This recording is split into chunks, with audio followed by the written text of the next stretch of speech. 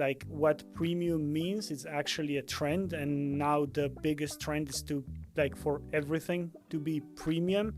But basically, maybe the right thing to do is not to look for premium products, but actually good for like good balanced products that actually do their job.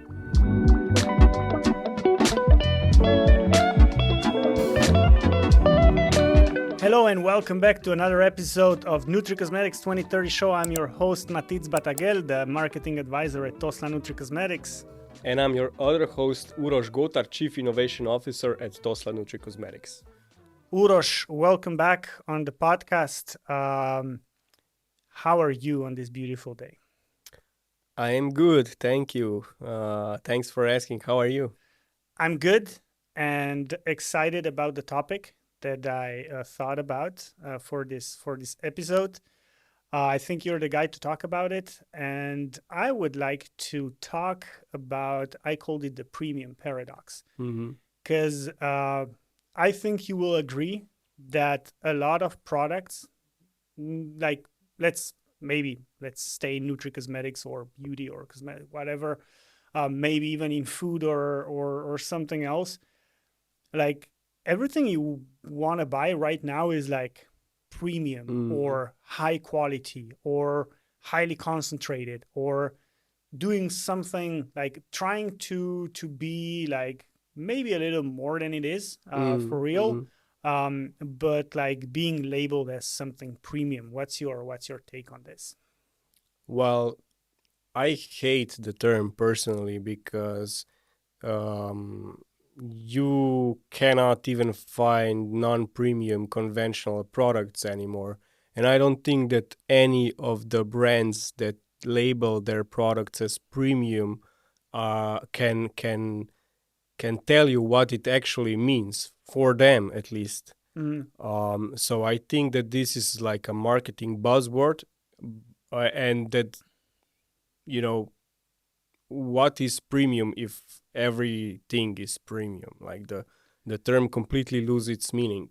So if everything is premium and it's really hard to make a distinction between like something that actually is a premium product, I would maybe try to look at it from three different perspectives. Or I was thinking like, what could premium actually be? And I wrote down three things. So let's say premium could be something that's luxurious, or premium could be something that is of very high quality.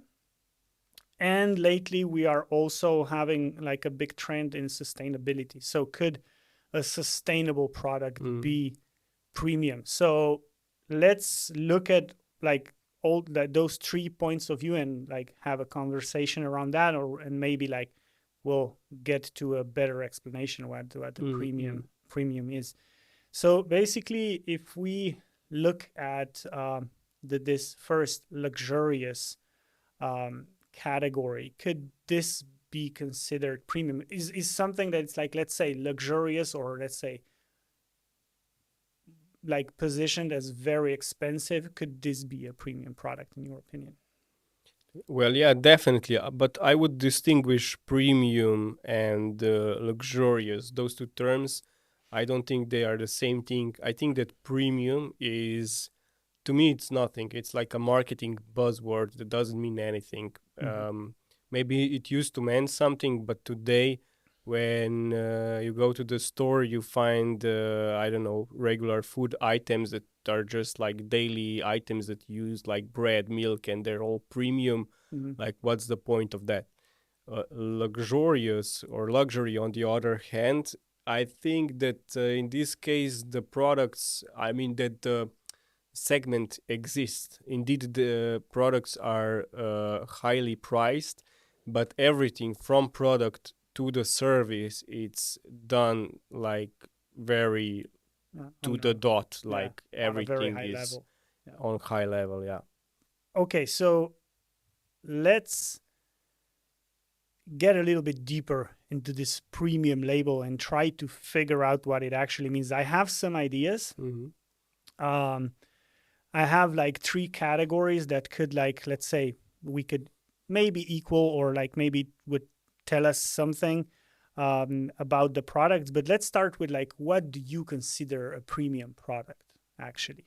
If we saw that like everything is premium, but that's like, what's the true premium for you?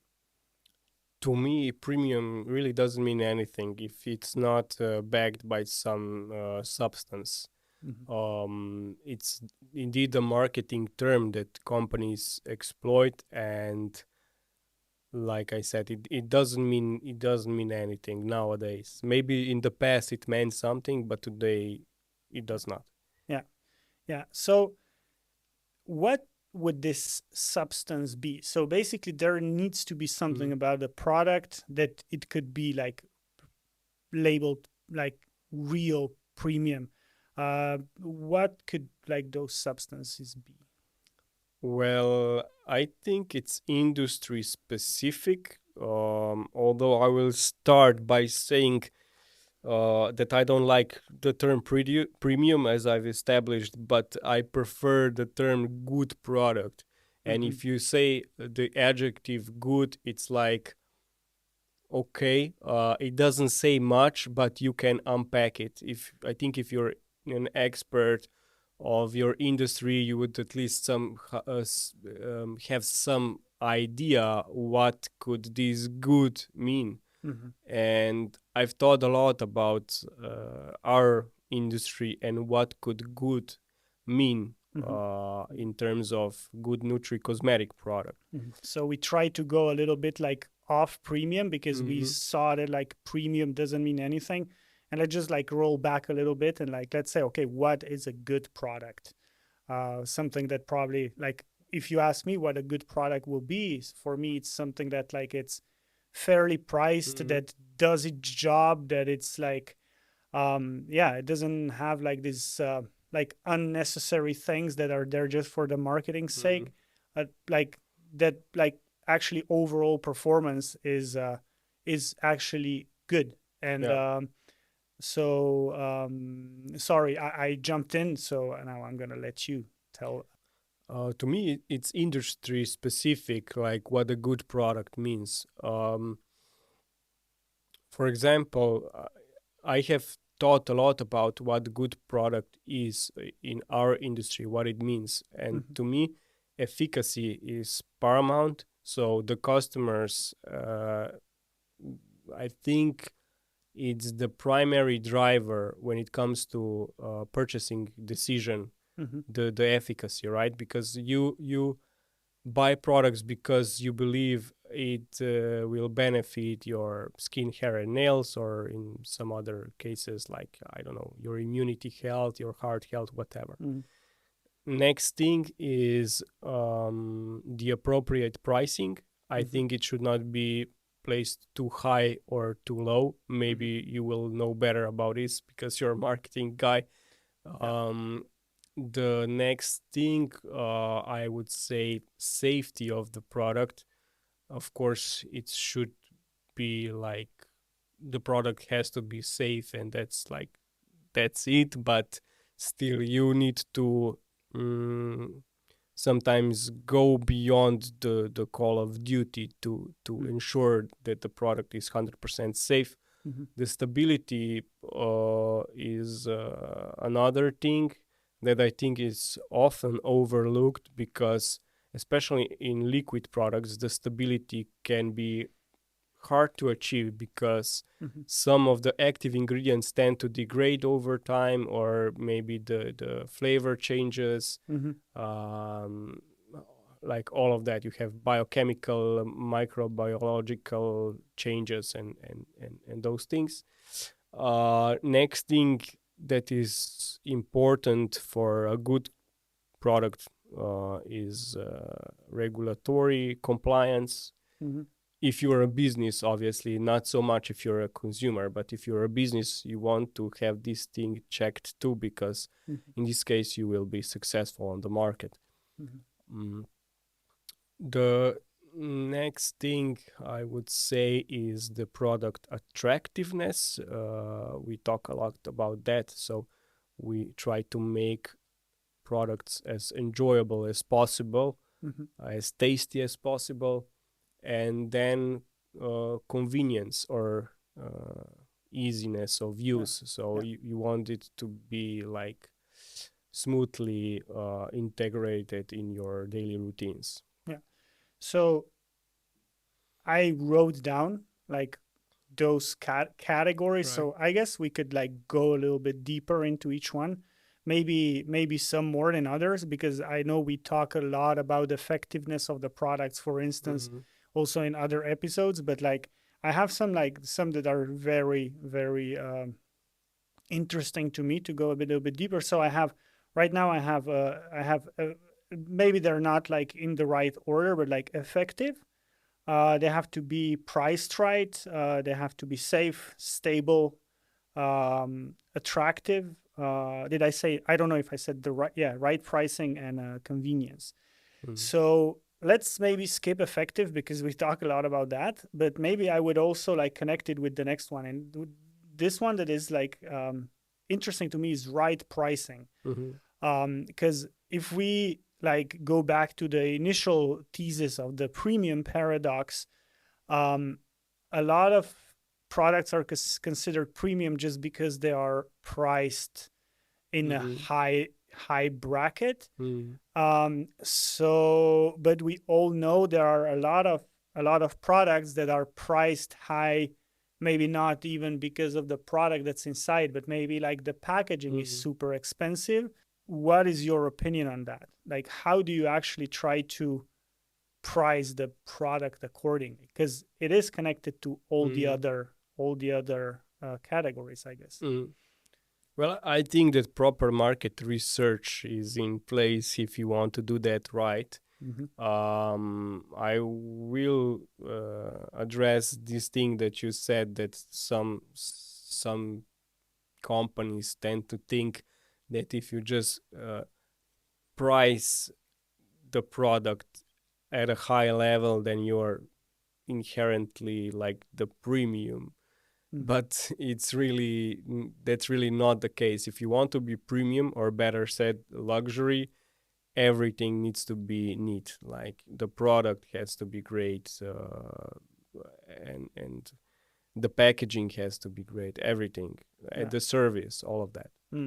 So it's not just about like pricing it higher and calling it premium or luxurious, and that's it. Because there are, I saw certain brands who are trying to do that on the market, like trying to just price it high, put it in like a super beautiful pack or something like that, and that's it. But then if we go back to like the good product definition, maybe a lot of them are actually like questionable. Okay, so basically we have these six different categories that have to be ticked to have like a good product, or even we can call it premium product.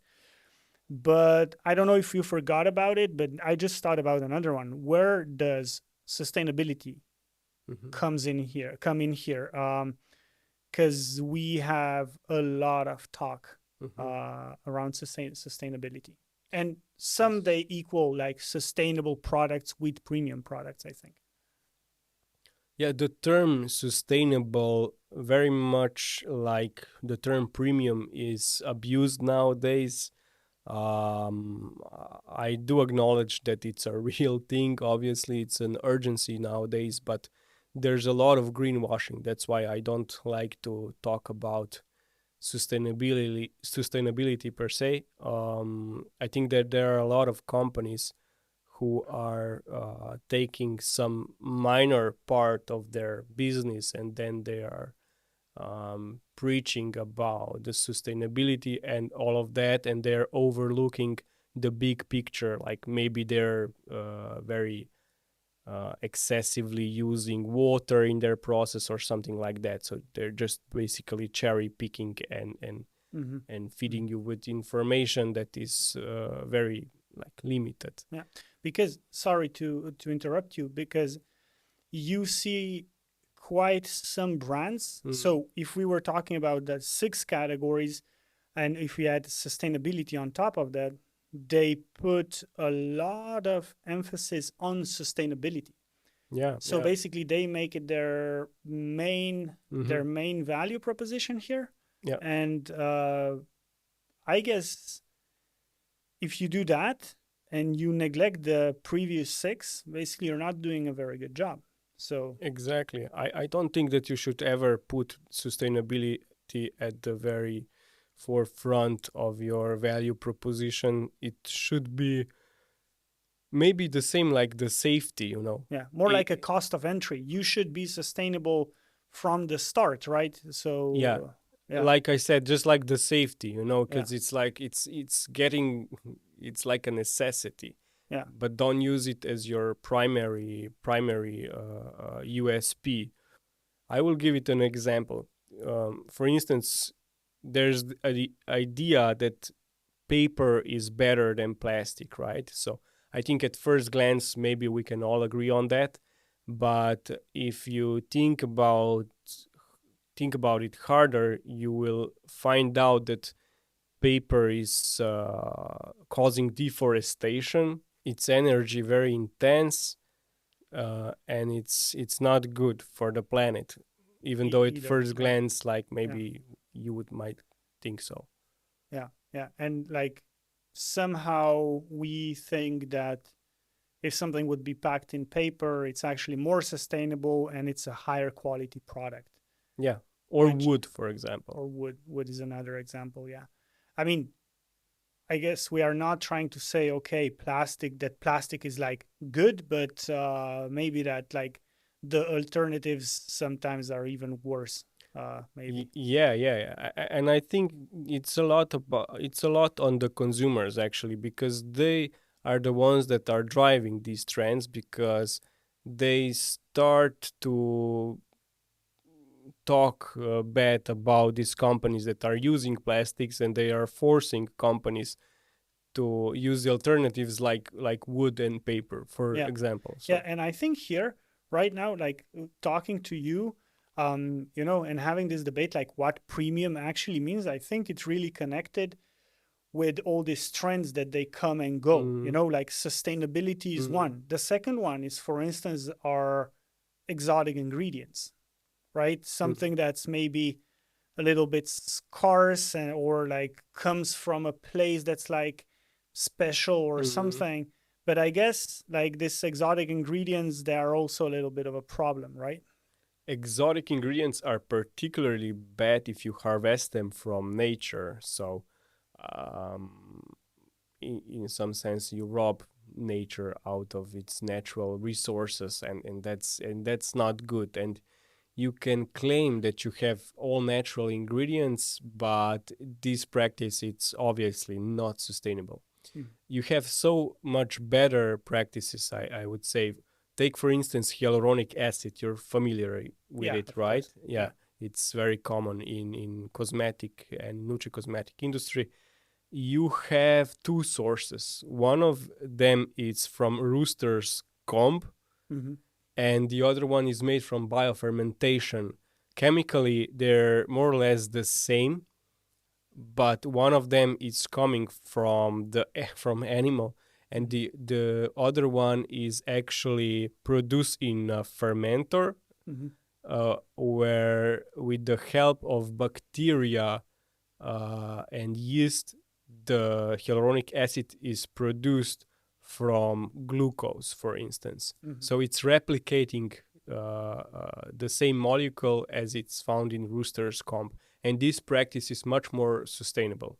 Yeah, this trends again of using ingredients that are maybe very effective and natural and like exotic maybe.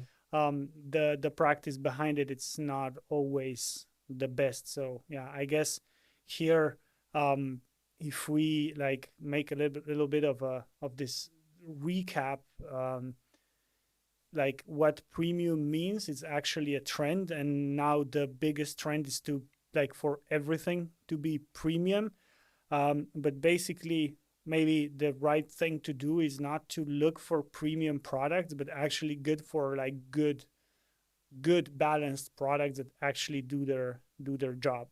That's right. I think that this is a good description. Like, yes, the goal here is to look for products that do their job, and not to follow trends blindly, because there are a lot of trends out there that appear and then they disappear after some time, but they are not made mm, on some real background. Mm. Like I was speaking about this naturalness of ingredients. Today we speak about clean ingredients and all of that. And I think that you need to have some deep understanding behind the term to understand whether this trend is in fact just a trend or we have a real thing here. Yeah, yeah, definitely.